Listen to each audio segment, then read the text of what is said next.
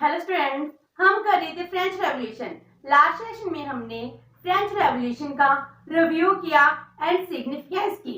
And आज हम इस सेशन में करेंगे impact of the French revolution. जो फ्रेंच रेवोल्यूशन है इसका क्या इम्पैक्ट पड़ता है। इसका इम्पैक्ट है फ्रांस पर क्या इम्पैक्ट पड़ता है, ब्रिटेन पर क्या इम्पैक्ट पड़ता है, यूरोप पर क्या इम्पैक्ट पड़ता है और फ्रांस की रेवोल्यूशन का पूरे वर्ल्ड पर क्या इम्पैक्ट पड़ता है। तो आज हम करने जा रहे हैं इम्पैक्ट ऑफ फ्रांस। तो जो फ्रांस पर इसका इम्पैक्ट पड़ता है इसको हम 4 पार्ट्स में स्टडी करते हैं। इसका है political impact, social impact, economic impact and cultural impact. तो फ्रांस में बहुत ज्यादा इम्पैक्ट पड़ता है। First one is political impact. जब हम पॉलिटिकल इम्पैक्ट कहते हैं तो हम कहते हैं इसमें जो मोनार्की थी, मोनार्की लिमिटेड हो गई थी, मोनार्की की पावर्स थी वो कम कर दी गई। पहले वहां पर एब्सोल्यूट मोनार्की थी, डेस्पोटिक किंग था, जो डिक्टेटरशिप था, वो divine rights of the king इस थ्योरी में बिलीव करते थे। वो कहते थे जो राजा है, राजा को भगवान ने पैदा किया है। लेकिन जब फ्रेंच रेवोल्यूशन होती है उसके बाद जो डिवाइन पावर्स थी वो खत्म होगी। तो इसमें ही एक इमर्जेंस होती है France as a nation. France as a nation का मीनिंग क्या है? नेशनलिज्म की फीलिंग आती है। पहले फ्रांस क्या था? एक किंगडम था। किंगडम क्या होते हैं? जिसमें एक किंग का रूल चलता है। किंग ही अपने आप को सबसे सुपीरियर मानता है, उसके मुंह से निकले हुए वर्ड ही लॉ होते हैं और किंग ने जो कुछ कह दिया वो ही माना जाएगा। तो किंगशिप का, किंगडम का रूल चलता था। जब नेशन की बात करते हैं, नेशन में जो आम पब्लिक है, ये आम पब्लिक मानती है कि इसमें हमारे कंट्रीब्यूशन है। तो जब नेशनइज्म की फीलिंग होगी, रिपब्लिकिज्म होगा, तो उसको नेशन कहा जाता है। जो नेशनइज्म है इसकी इमर्जेंस कब होती है? जब फ्रेंच रेवोल्यूशन होती है उसके बाद ही बहुत सारी कंट्रीज हैं उसमें नेशनइज्म की फीलिंग इमर्ज होती है। पहले किंगशिप थी एंड इसके साथ ही कॉन्स्टिट्यूशनल मोनार्की का जन्म होता है। मीनिंग अगर अब भी कुछ कंट्रीज में मोनार्की है तो वो मोनार्की अनलिमिटेड नहीं होती, मोनार्की क्या होगी? लिमिटेड होगी। उसके पावर्स को लिमिट कर दिया गया। Divine rights of the king इसको खत्म कर दिया गया। एंड जब फ्रांस में 1815 में दोबारा से बर्बन डायनेस्टी है इसको रिस्टोर किया जाता है, उसके बाद जो मोनार्की आती है वो कॉन्स्टिट्यूशनल मोनार्की थी। एंड इसमें क्या होता है? जो आम पब्लिक है वो इक्वल पॉलिटिकल राइट्स की डिमांड करती है कि हमको भी फ्रेंच आइज के बेस पर पॉलिटिकल राइट्स चाहिए।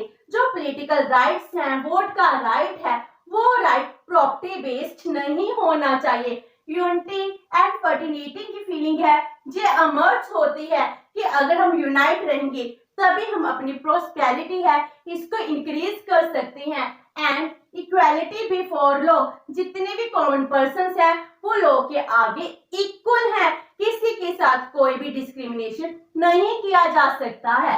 And declaration of human rights जो बहुत ही इंपॉर्टेंट है, जिसमें 17 आर्टिकल्स थे, जिसमें कॉमन पर्संस है इनको स्पीच की फ्रीडम दी गई, इनको अपने व्यूज एक्सप्रेस करने की फ्रीडम दी गई, इनको रिलीजन अडॉप्ट करने की फ्रीडम दी गई, जिसमें इनको कॉमन पर्संस को बहुत ज्यादा फ्रीडम्स प्रोवाइड कराई जाती हैं, जिससे इक्वालिटी लिबर्टी है इसका जन्म होता है।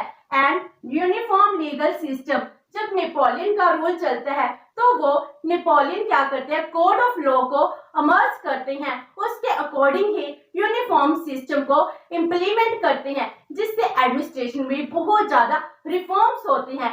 इस तरह फ्रांस में पॉलिटिकल इम्पैक्ट है जिस वजह से कॉमन पर्सन की इन्वॉल्वमेंट भी स्टार्ट हो जाती है। Then social impact. Social impact में क्या होता है? सोसाइटी है, सोसाइटी में क्या चेंजेस आ रहे हैं? तो इसमें फर्स्ट वन इज जो प्रिविलेज्ड क्लास थी, इस प्रिविलेज्ड क्लास का खात्मा हो जाता है, means end of privileged class. And इसके साथ ही जो फ्यूडलिज्म था, फ्यूडलिज्म भी खत्म हो गया, क्योंकि पहले फ्यूडल लॉर्ड होते थे, उनके पास बहुत सारी पावर्स होती थी। एंड फ्यूडलिज्म है उसको खत्म कर दिया गया।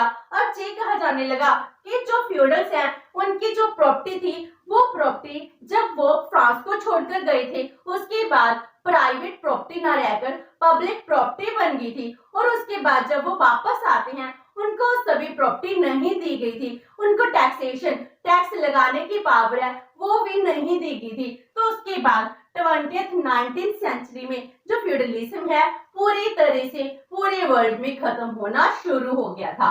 तो इसके बाद क्या होता है, जो मिडिल एंड लोअर क्लास है इनकी कंडीशन में भी बहुत ज्यादा इंप्रूवमेंट होती है, क्योंकि जो मिडिल क्लास के इंटेलिजेंट पर्सन थे, लॉयर थे, टीचर्स थे, डॉक्टर, मनी लैंडर थे, ये सभी बहुत इंटेलिजेंट पर्सन थे, लेकिन इनको जो सिविल सर्विसेज है इनसे दूर रखा जाता था।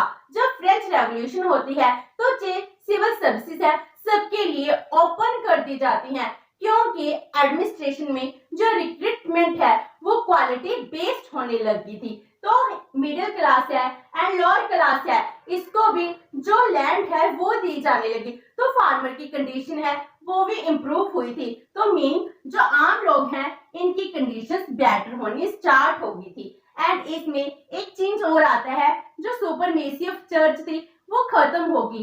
पहले क्या होता था कि चर्च है स्टेट में एक अलग से स्टेट होती थी, चर्च पूरी सुप्रीम होती थी। जो चर्च में कहा जाता था एक किंग है उसी के अकॉर्डिंग ही काम करता था, तो रिलीजन की बहुत ज्यादा इंपॉर्टेंस थी, तो चर्च की इंपॉर्टेंस खत्म हो जाती है।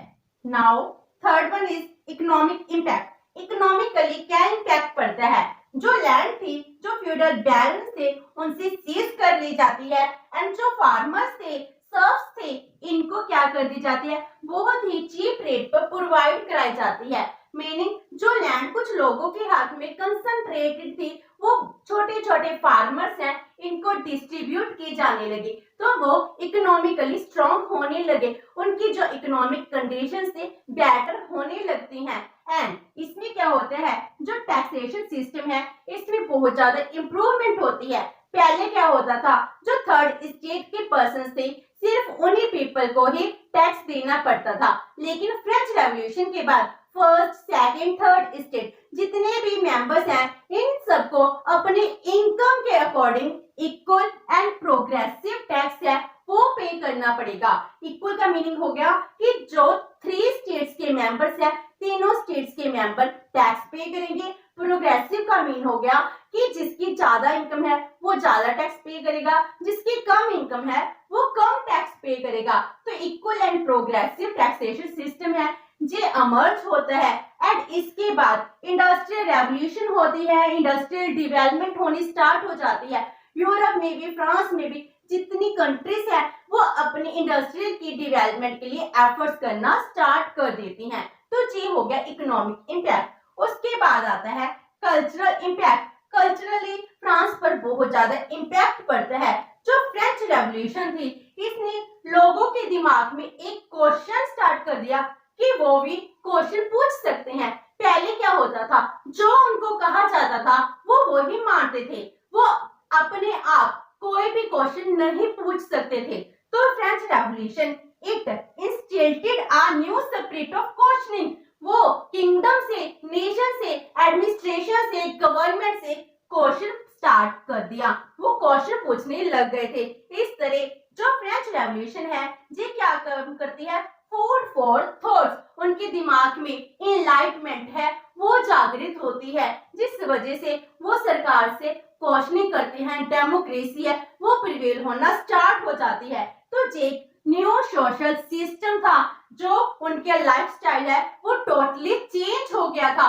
पहले वो फ्यूडल लॉर्ड से, किंग से डरते थे, अब उनसे क्वेश्चन पूछते थे, वो अपने आप को इक्वल समझते थे। तो इसका मीनिंग क्या हो गया, इक्वालिटी इंक्रीज होगी, उनका लाइफस्टाइल चेंज हो गया, तो माइंडसेट है फ्यूडल माइंडसेट वो टोटली खत्म हो गया। तो इस तरह जब वो इक्वल हो गए उसके बाद वो एजुकेशन की तरफ मूव करना स्टार्ट हो गए। इसलिए बहुत सारे स्कूल्स हैं, कॉलेज हैं, यूनिवर्सिटीज हैं, एकेडमिक्स हैं, इनको ओपन किया गया, जिसमें वुमेन की भी पार्टिसिपेशन थी, उनको भी एजुकेट किया जाने लगा। और बहुत ज्यादा आर्ट, लिटरेचर, साइंस, टेक्नोलॉजी में इनकी डेवलपमेंट के लिए ध्यान दिया जाने लगा। तो अब कल्चरली क्या होने लगा, आर्ट लिटरेचर है इसकी डेवलपमेंट होनी स्टार्ट होगी, क्योंकि लोगों की जो इकोनॉमिक पॉलिटिकल प्रॉब्लम्स थी वो खत्म होनी स्टार्ट होगी। तो ये हो गया impact on France. Next is impact on Britain. Britain पर क्या इम्पैक्ट पड़ता है? स्टार्टिंग में जब फ्रेंच रेवोल्यूशन होती है तो फ्रेंच रेवोल्यूशन को ब्रिटेन है वो सिंपल रेवोल्यूशन मानता है, लेकिन जब पूरे यूरोप में फैलने लगती है वो भी इसका एंटी हो जाता है। तो वो कहते हैं इससे अनार्किज्म है वो ज्यादा इंक्रीज हो जाएगा। तो उस टाइम ब्रिटेन की जो प्राइम मिनिस्टर थे पिट, वो क्या करते हैं, रिएक्शनरी पॉलिसी है इसको फॉलो करते हैं। जो भी पॉलिटिकल सोशल रिफॉर्म्स है इनके अगेंस्ट पॉलिसी बनानी स्टार्ट कर देते हैं। इसीलिए जो प्रेस है इसकी फ्रीडम को बैन कर देते हैं, पॉलिटिकल मीटिंग्स को बैन कर देते हैं, लोगों को बोलने की पावर है उसको बैन कर देते हैं। तो freedom press, political meeting, speech, इन सब पर बैन लगा दिया जाता है। तो ये रिएक्शनरी पॉलिसी बन जाती है। मीनिंग वो भी फ्रेंच रेवोल्यूशन से डरने लगे थे कि अगर हमारी कंट्री में रेवोल्यूशन होगी तो इसके बहुत ज्यादा इम्पैक्ट होंगे, अनार्किज्म है वो फैल जाएगा। लेकिन जो लोग थे वो पार्लियामेंट्री रिफॉर्म्स है इनकी डिमांड करने लगे थे कि हमको भी इक्वल राइट्स चाहिए, जो पार्लियामेंट है इसमें रिफॉर्म्स लाने चाहिए। एंड जो ग्रेट ब्रिटेन में इरिश है वो पीपल भी अपनी फ्रीडम स्ट्रगल के लिए लड़ने लगे थे। वो चाहते थे कि हम भी ब्रिटेन से सेपरेट हो जाए, तो वो भी अपने अलग नेशन की डिमांड करने लगे थे। एंड नेशनलिज्म की फीलिंग है वो स्प्रेड होती है, जिससे जो नेशनलिज्म स्पिरिट है इस स्पिरिट ने इरिश की डिमांड्स है इनको ज्यादा ही इंक्रीज कर दिया। Next is impact on the rest of the Europe. जो पूरा यूरोप था उस पर क्या इम्पैक्ट पड़ता है? तो जो रेवोल्यूशन थी पूरे के पूरे यूरोप में वो स्प्रेड हो जाती है, क्योंकि जब नेपोलियन इरा स्टार्ट होता है तो उसमें जो कोलिजन वॉर्स होती हैं, कोलिजन वॉर में जो यूरोप के अदर कंट्रीज होती हैं वो फ्रांस के अगेंस्ट वॉर करनी स्टार्ट कर देती हैं। इसीलिए जो रेवोल्यूशन है पूरे यूरोप में फैल जाती है। एंड जो फ्रेंच रेवोल्यूशन थी इसने क्या कर दिया, एशियन सिस्टम ऑफ यूरोप को पूरी तरह से हैक कर दिया, इसकी रूट्स को पूरी तरह से हिला दिया। अब लोग भी डरने लगे थे। जो मोनार्क थे वो भी फ्रेंच रेवोल्यूशन के अंगेज थे। एंड जो वर्कर्स थे वो क्या करते थे, पॉलिटिकल राइट्स की डिमांड कर रहे थे, इक्वालिटी की, लिबर्टी की डिमांड कर रहे थे। तो मीनिंग आम जनता डिमांड कर रही थी कि हमको भी लिबर्टी चाहिए, इक्वालिटी चाहिए, पॉलिटिकल राइट चाहिए, फ्रेंच आइज चाहिए। लेकिन जो वहां के गवर्नमेंट थी, मोनार्क थे, वो रिएक्शनरी पॉलिसीज है इनको अडॉप्ट कर रहे थे। तो पूरे यूरोप में क्या इम्पैक्ट पड़ता है, वहां पर रिएक्शनरी एज बन जाती है, वहां पर लोगों को सप्रेस करने की कोशिश की जाती है। And last one is world wide permanent impact. पूरे वर्ल्ड में इसका परमानेंट इम्पैक्ट क्या पड़ता है? तो जो फ्रेंच रेवोल्यूशन थी इससे क्या होता है, political, social and economic liberty, equality की जो डिमांड है वो इंक्रीज हो जाती है। तो spirit of political, social, economic equality and liberty, हमको भी चाहिए लिबर्टी एंड इक्वालिटी चाहिए, हमको भी पॉलिटिकल राइट्स चाहिए, we all are equal in the eyes of law. And इसके साथ ही जो फ्रेंचाइज है इसकी डिमांड होने लगती है कि प्रॉपर्टी बेस्ड फ्रेंचाइज नहीं, सिंपल यूनिवर्सल अडल्ट फ्रेंचाइज होनी चाहिए। तो राइट टू प्रॉपर्टी है इसकी डिमांड होनी स्टार्ट हो जाती है। जो फ्रेंच रेवोल्यूशन थी, फ्रेंच रेवोल्यूशन ने डेमोक्रेसी के कॉन्सेप्ट को पॉपुलर कर दिया, क्योंकि डेमोक्रेसी अब क्या होगी, मोनार्की की जगह लेने लगी थी। एंड जो एब्सोल्यूट मोनार्की थी इसको रिफॉर्म कर दिया गया। तो ये किसमें ट्रांसफर होगी, कॉन्स्टिट्यूशनल मोनार्की में। जैसे भूटान है इसमें भी मोनार्की है लेकिन वहां पर कॉन्स्टिट्यूशनल मोनार्की है। तो जितनी भी कंट्रीज थी जहां पर मोनार्की प्रिवेल करती थी उनकी एब्सोल्यूट पावर्स है वो खत्म कर कॉन्स्टिट्यूशनल मोनार्की को इस्टेब्लिश किया गया। एंड इसमें क्या किया गया, जो रिलीजन है, रिलीजन को पॉलिटिक्स से सेपरेट कर दिया गया। मीनिंग अब रिलीजन अलग हो गया एंड पॉलिटिक्स अलग होगी। इन दोनों की सेपरेट सेपरेट स्टडी की जाने लगी। लोगों पर भी जो चर्च था, चर्च का इम्पैक्ट है वो कम होना स्टार्ट हो जाता है। पहले रिलीजन बहुत ज्यादा डोमिनेंट होता था, स्टेट का जो रिलीजन होता था उसी रिलीजन को लोग अडॉप्ट करते थे। अगर वो रिलीजन को नहीं मानते थे तो उनको बहुत ज्यादा सप्रेस किया जाता था। इस तरह सेपरेट हो गया रिलीजन एंड पॉलिटिक्स। एंड उसके बाद सेकुलर पॉलिटिक्स है, सेकुलरिज्म है, इसका कॉन्सेप्ट भी अमर्ज होता है।